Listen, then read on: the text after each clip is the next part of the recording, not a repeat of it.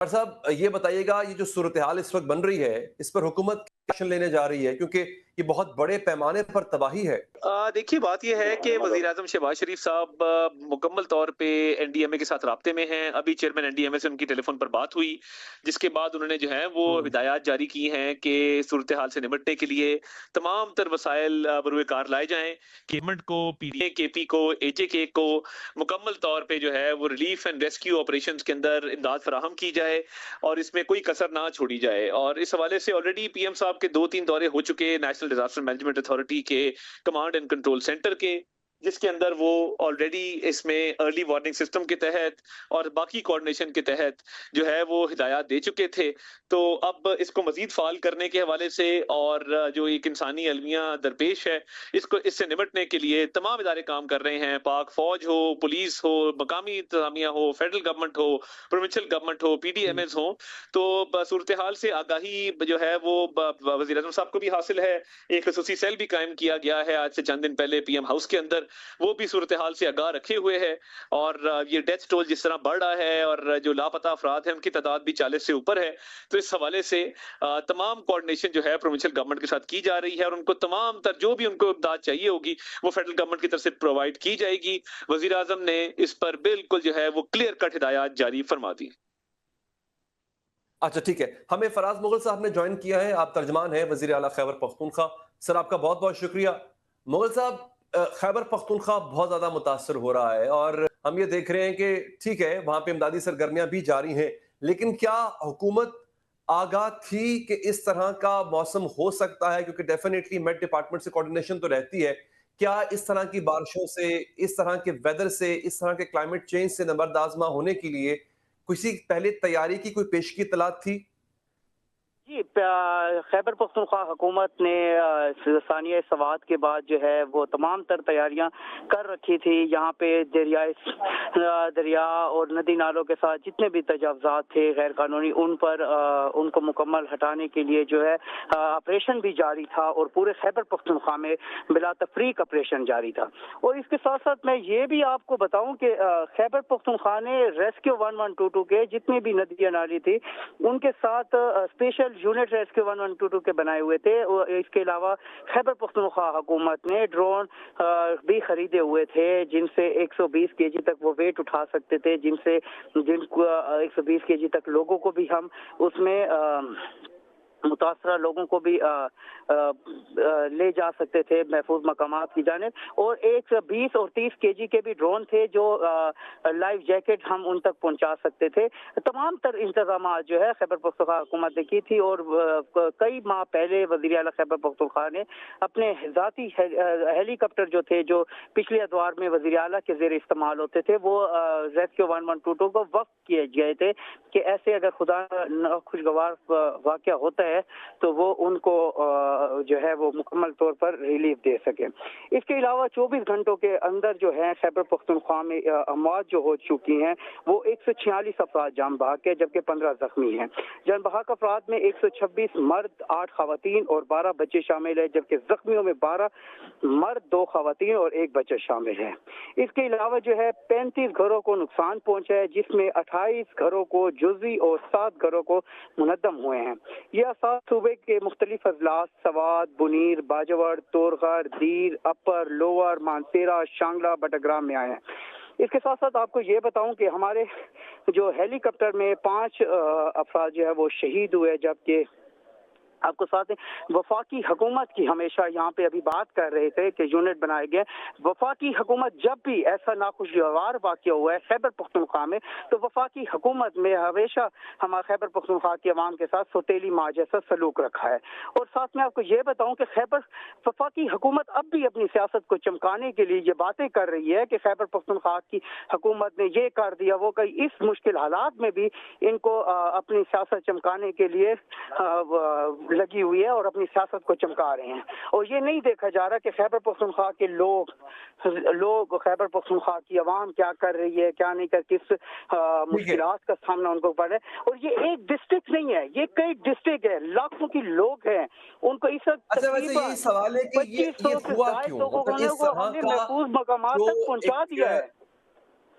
जिस तरह का एक नेचुरल फिनोमेना है जो आज से पहले विटनेस नहीं किया गया, जो बड़ी हैरानकुन बात है। डॉक्टर ज़ैनब नईम साहिबा हमारे साथ मौजूद हैं, माहिर माहौलियात। आपका बहुत बहुत शुक्रिया डॉक्टर साहिबा।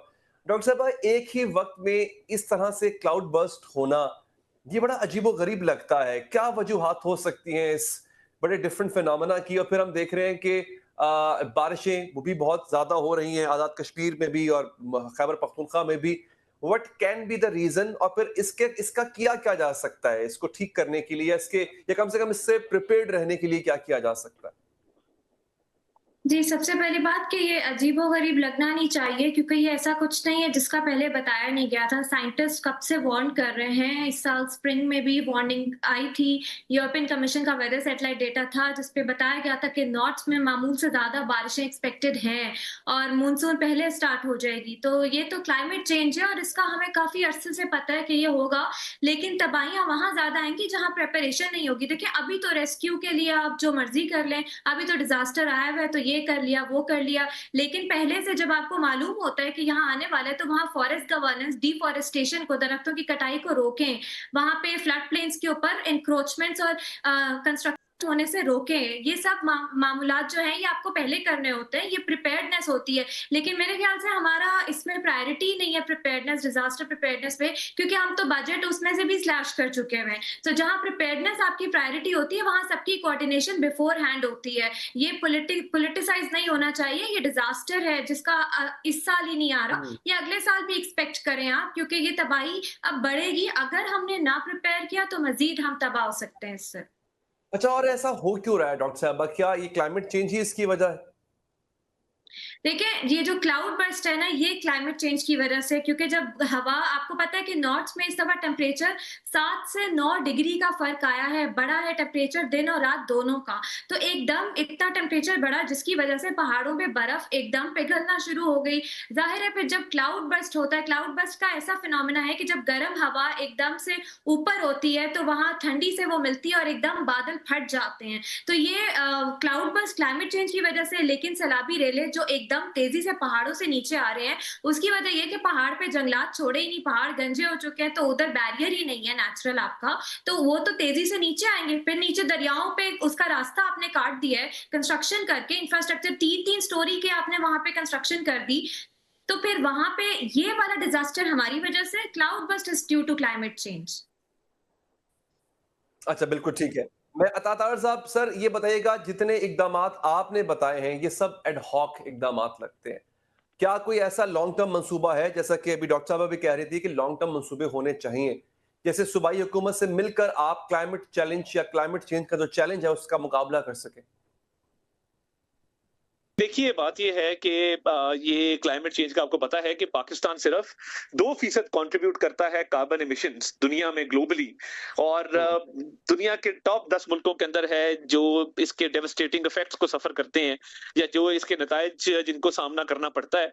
तो देखिए, उस हवाले से ऑलरेडी एक क्लाइमेट चेंज डिवीजन ने एक मजबूत हिकमत अमली जो है वो अपनाई हुई है, जिसमें इस दफा जब कॉप हुआ बाकू के अंदर, वहां भी पाकिस्तान का मुकदमा भरपूर तरीके से लड़ा गया, और क्लाइमेट फाइनेंस फंड के हवाले से उसके हवाले से भी जो है वो इंटरनेशनल ऑर्गेनाइजेशंस के साथ रवाबित भी हैं, इंटरनेशनल एनजीओ के साथ भी रवाबित हैं।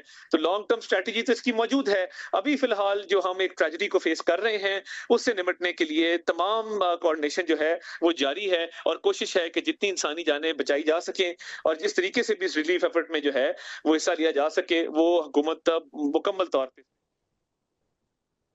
ठीक है। अच्छा, मुगल साहब, सर आपसे मेरा सवाल है कि किस तरह से आप अकेले ये काम कर सकते हैं, क्योंकि इसके लिए आपको you have to be in coordination with the federal government के इदारों के साथ कोऑर्डिनेशन में आना पड़ेगा। तो जो एक बदअतमादी की फिजा है, क्या पॉसिबल नहीं है कि इसको खत्म करके कम से कम इस डिजास्टर जो आगे आने वाला है, मजीद बढ़ भी सकता है, जैसे कि डॉक्टर साहब कह रही थी कि इट विल इंक्रीज, उससे उससे बचा जा सके?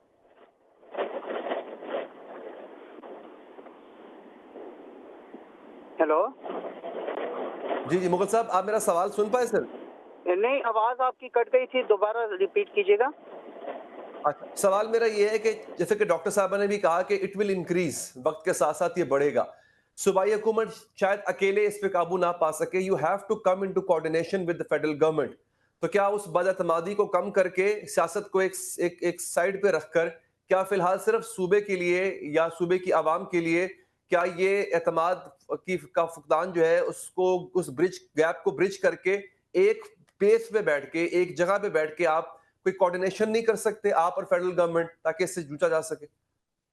जी, हमने तो पूरे पाकिस्तान से अपील की है कि हमारी मदद करें। खैबर पख्तूनख्वा ने जो है उनके पास तमाम तर तैयारियां मुकम्मल हैं। हमने प्राइवेट हेलीकॉप्टर यहाँ पे अता तारा साहब बैठे हैं, वो बात कर रहे हैं कि हमने फेडरल हुकूमत को बुलाएं, हम पहले इनको लेटर लिखे। क्या इनको सैलाब नजर नहीं आ रहा? इनको मुतासरीन नजर नहीं आ रहे? अभी तक इन्होंने इतने घंटे गुजर चुके हैं, इन्होंने फेडरल गवर्नमेंट के लिए कौन सा काम ऐसा किया है? बता देना कि खैबर पख्तूनख्वा मोहम्मद साहब देखिए, उन्होंने अभी तक कोई इख्तलाफी गुफ्तगू नहीं किया आपसे, तो फिर ये इख्तलाफी गुफ्तगू तो आपकी तरफ से की जा रही है, अभी आपने की है। जी, सवाल रिपीट कीजिएगा। मैं अर्ज कर रहा हूँ, देखिए अता तारड़ साहब ने अभी तक कोई इख्तलाफी गुफ्तगू नहीं की। आपने अभी ये चूंकि ये लम्हा नहीं है सर, ये वक्त नहीं है इख्तलाफी गुफ्तगू करने का। आपने भी इस बात का आगाज अभी किया है कि आप भी इख्तलाफी गुफ्तगू कर रहे हैं। सॉरी, आपकी आवाज सवाल रिपीट कीजिएगा। असल में हम बुनीर की तरफ रवाना है, तो इस वजह से आवाज कट रही है। अच्छा चले, मैं कोशिश करते हैं दोबारा आपसे राब्ता कायम हो, चूंकि आई गेस कोई टेक्निकल प्रॉब्लम है। डॉक्टर ज़ैनब साहिबा, मैं आपकी तरफ आता हूँ। और क्या क्या हो सकता है इस क्लाइमेट चेंज में? डॉक्टर अता तारड़ साहब तो कह रहे थे कि हमारा चूंकि कार्बन एमिशन में बहुत कम परसेंटेज है, बट फिर भी हम मुतासरा इलाकों में से हैं। What else this climate change is going to bring? देखिए, वो ये बात बिल्कुल सही है कि हमारी कंट्रीब्यूशन नहीं है, लेकिन हमारे आसपास और बाकी डेवलप कंट्रीज की वजह से क्लाइमेट चेंज से इस वक्त हम मोस्ट वल्नरेबल हैं। ये क्लाइमेट रिस्क इंडेक्स की रिपोर्ट है, टॉप मोस्ट पे पाकिस्तान आता है। तो जब आपको वल्नरेबिलिटी का पता है तो फिर आपको उसके अकॉर्डिंग एक्शन प्लानिंग करनी होती है। क्लाइमेट चेंज हम इंटरनेशनल फाइनेंस पे तो हम बिल्कुल अभी रिलाय ना करें, क्योंकि वो नेटो में प्लेज हो गया 5% हम 2035 तक बढ़ाएंगे। डेवलपमेंट फाइनेंस उस तरफ जा रहा है, क्लाइमेट पे आपको कोई कमिटमेंट नहीं दे रही। यूएस वैसे आउट कर गए। आपको इस वक्त ये देखना है कि मौजूदा मसाइल में रहते हुए आप किस तरह से अपनी स्ट्रेटेजाइज करते हैं। देखिए, मेरी बात सुने, इंक्रोचमेंट्स को रोकना क्या मुश्किल काम है? केपी गवर्नमेंट क्यों नहीं रोक सकती, या फेडरल गवर्नमेंट क्यों नहीं रोक सकती? फ्लड प्लेन इंक्रोचमेंट आपका एनवायरमेंट प्रोटेक्शन एक्ट सेक्शन 12 कहता है एनवायरमेंट इंपैक्ट असेसमेंट होनी चाहिए। आप नहीं बना सकते, दरियाओं के रास्तों में आप कंस्ट्रक्शन नहीं कर सकते। क्या मसला है? दरियाए सवात पे होटल बनता है, फिर गिरता है, फिर बन जाता है। यही हालात इस्लामाबाद में, यही हालात पंजाब में हो रहे हैं। क्या इशू है यहाँ पे?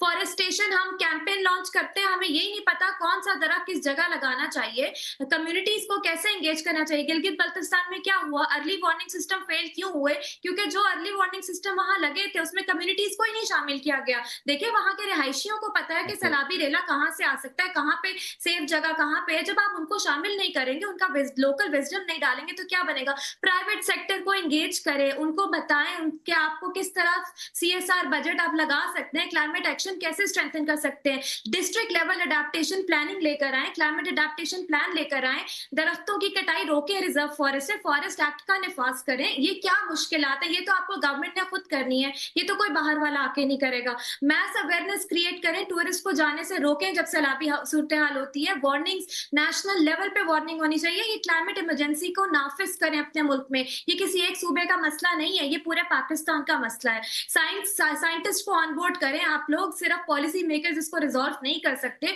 डेटा इंटीग्रेट करें। एनडीएमए सिर्फ हल नहीं कर सकेगा, आपको डिस्ट्रिक्ट लेवल तक जाना पड़ेगा। So this is long term planning जो इस वक्त मिसिंग है हमारे मुल्क में। वैसे बड़ी अजीब बात है, आपने बैठे बैठे विद इन 2-3 मिनट्स सब सॉल्यूशंस दे दिए हैं। एंड आई वंडर वो जो इतने बड़े बड़े माइंड्स, सो कॉल्ड माइंड्स बैठे हुए हैं, हुकूमत में बैठे हुए हैं, वो न जाने क्या कर रहे होते हैं। वो पता नहीं वो उनके पास स्ट्रेटजी है या वो उनके अंदर विल नहीं है सब कुछ करने की। डॉक्टर ज़ैनब साहिबा, बहुत बहुत शुक्रिया आप प्रोग्राम में तशरीफ लाई। जनाब अता तारड़ साहब, आपका भी बहुत बहुत शुक्रिया कि आपने प्रोग्राम के लिए वक्त निकाला। मुगल साहब, आपका भी बहुत बहुत शुक्रिया। नाज़रीन,